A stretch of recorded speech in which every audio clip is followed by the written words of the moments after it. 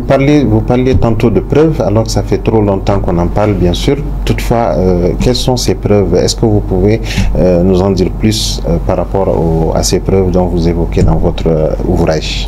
Sans priver les lectrices et les lecteurs du loisir de parcourir les 198 pages de cet ouvrage, j'ai mobilisé 6 catégories de preuves, 6 types de preuves.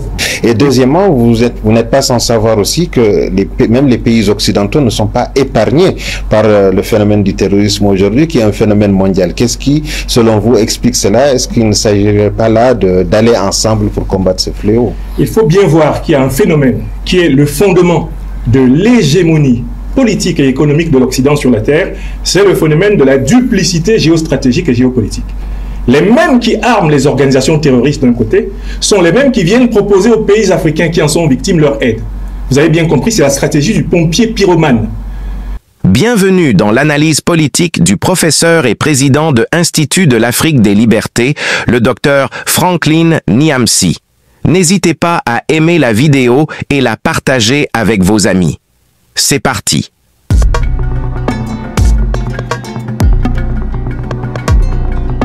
L'impérial terrorisme, paru au Mali, est préfacé par le ministre de l'Enseignement supérieur et de la Recherche scientifique.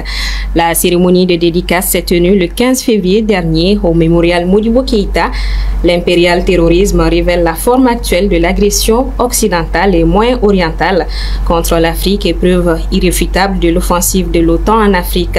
Son auteur est l'invité de ce journal, professeur Franklin Nyamsi, Wa Cameroun, Wa Africa. Bonsoir à vous et bienvenue sur le plateau du 1945. Bonsoir à vous, bonsoir au Mali, bonsoir à l'Afrique des libertés. Et pour conduire cette interview, je suis avec M. Massiré Diop. Il est mon confrère du Journal du Mali. Il est le rédacteur en chef. Bonsoir M. Diop et bienvenue à vous. Bonsoir Marietou, bonsoir cher professeur.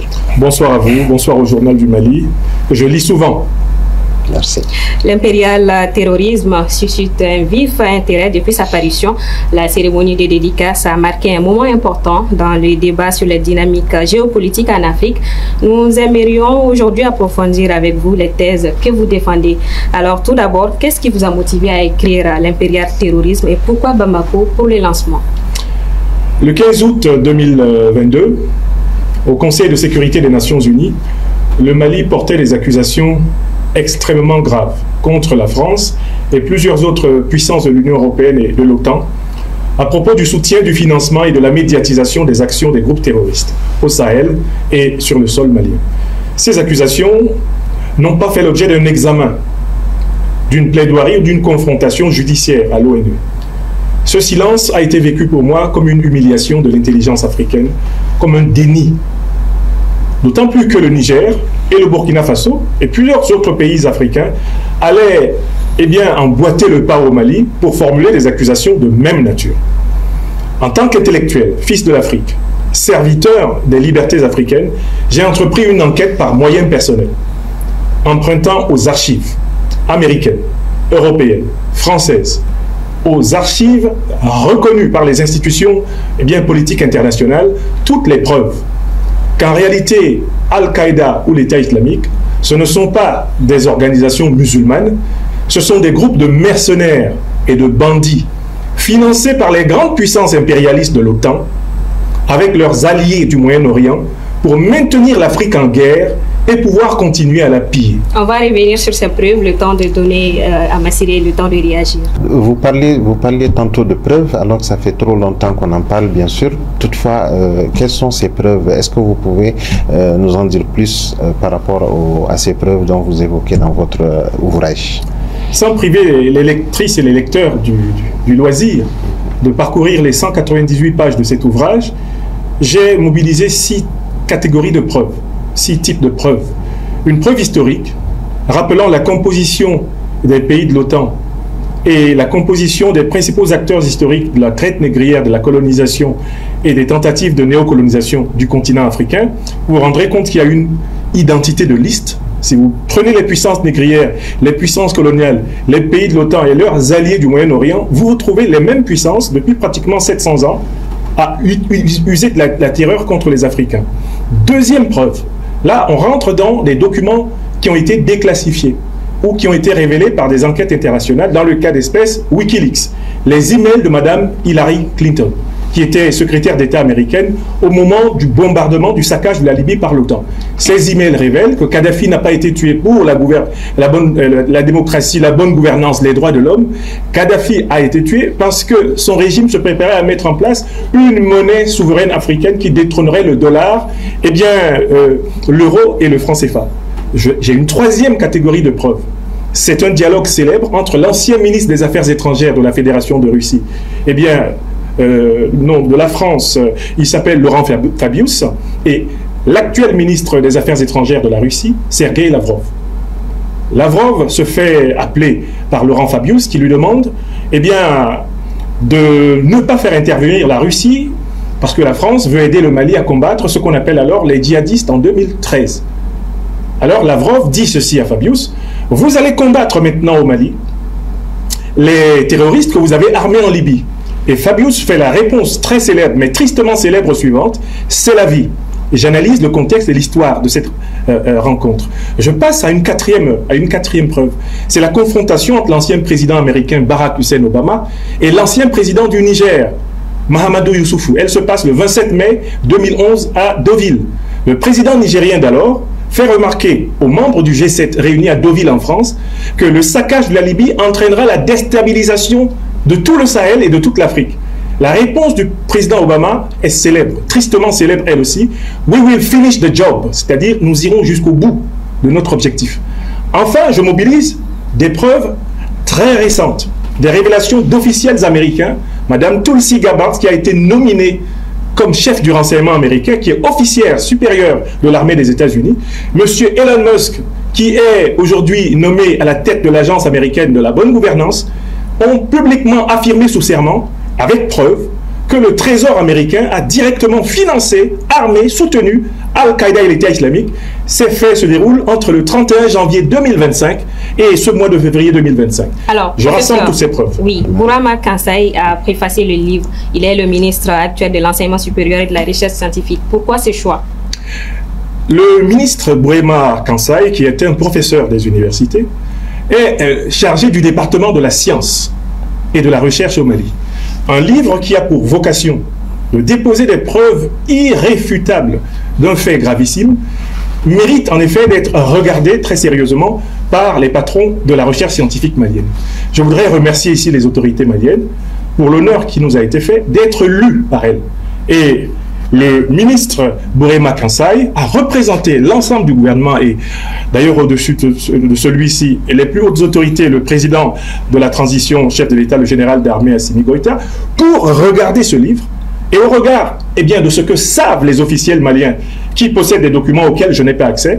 Si le ministre de l'enseignement scientifique et de la recherche a voulu, l'enseignement supérieur de la recherche a voulu apporter sa préface à ce livre, c'est qu'il est convaincu que les preuves que l'intellectuel laïque que je suis, que le philosophe que je suis a mobilisées, elles sont corroborées par celles que détient sans doute aujourd'hui le gouvernement malien depuis notamment l'accusation du 15 août 2022. Mais il y a mieux.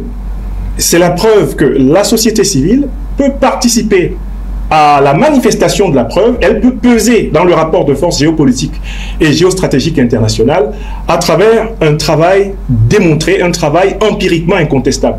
C'est celui-là que je propose. Il tombe littéralement à point nommé. Il était temps, mais la grande question qui se pose pour moi, c'est quelles sont les conséquences que vont en tirer nos gouvernants.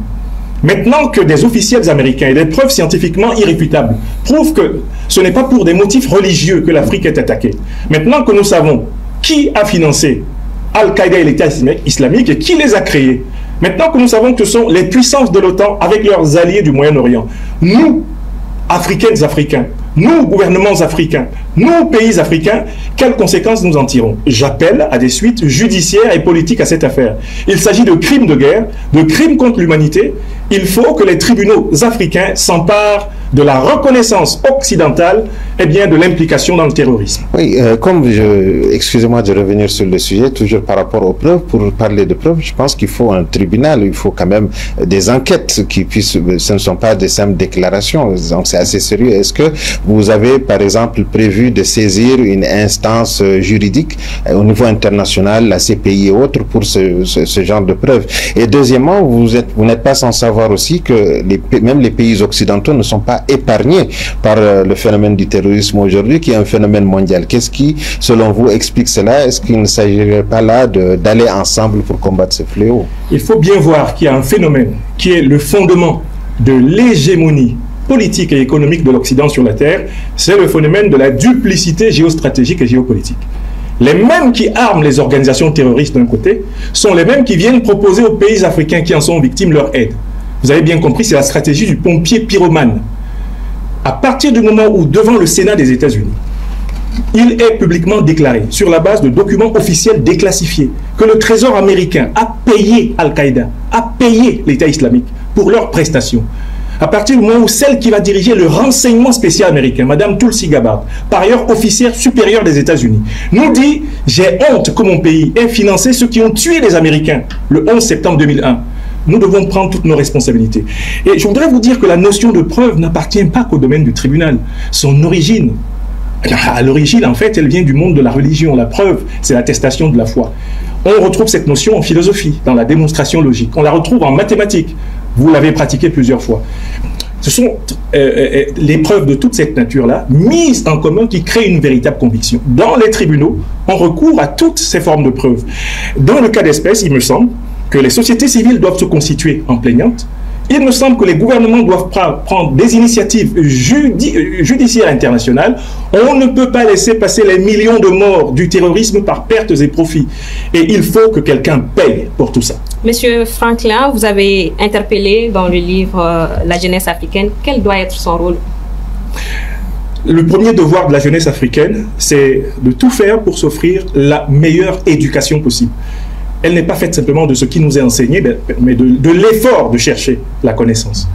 Le deuxième élément, c'est l'engagement citoyen. Les jeunes Africains doivent se sentir impliqués par les transformations sociales, économiques et politiques de leurs pays respectifs et de notre continent. Enfin, il y a un troisième niveau. La jeunesse africaine, elle est faite des responsables politiques, économiques, sociaux de demain. Il faut se préparer à assumer des responsabilités.